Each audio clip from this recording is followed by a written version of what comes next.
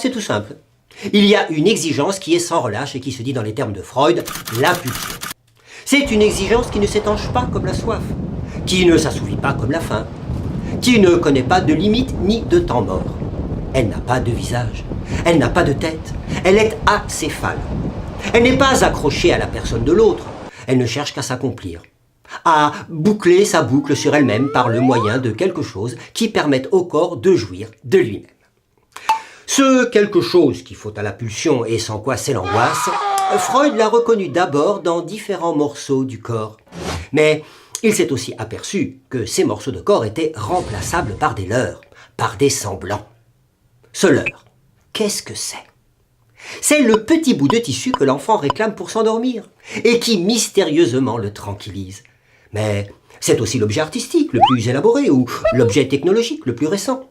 Et ça, c'est pour chacun un partenaire essentiel. Mais il n'est pas humain.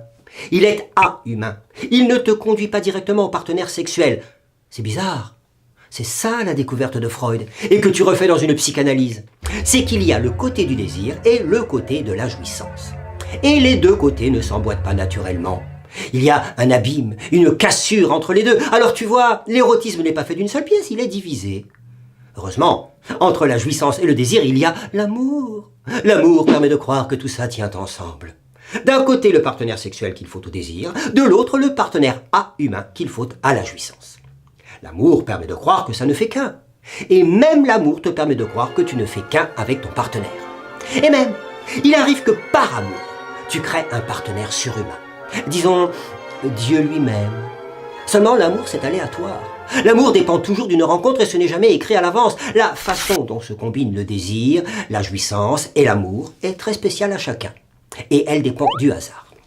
Justement, comme ce n'est pas écrit à l'avance, on ne peut en donner une formule générale valable pour tous. Tu vois, là sur ce point, concernant le rapport sexuel dans l'espèce humaine, la science doit déclarer forfait. Parce qu'il est impossible de trouver une formule inscrite dans la réalité des choses, dans le réel, une formule à laquelle obéirait le rapport sexuel. Pour la planète, il y a la formule de la gravitation. Pour les animaux, il y a l'instinct. Mais entre humains, le rapport sexuel n'est pas programmé, n'est pas écrit dans un programme à l'avance. Alors, qu'y a-t-il à la place de la formule qui manque? Ben, il y a par le fait du langage la variabilité imprévisible de la sexualité humaine. Il y a les rencontres de l'amour, il y a les répétitions du désir, il y a les traumatismes de la jouissance. Et ces rencontres, ces répétitions, ces traumatismes sont toujours des surprises. On va dire que le rapport sexuel n'est pas écrit à l'avance, qu'il s'invente. Parce que la prévision est impossible. Va prévoir un coup de foudre, toi!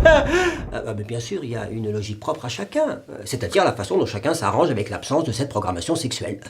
Mais on ne peut s'en arranger que de traviole, qu'avec un certain ratage, c'est-à-dire avec un symptôme.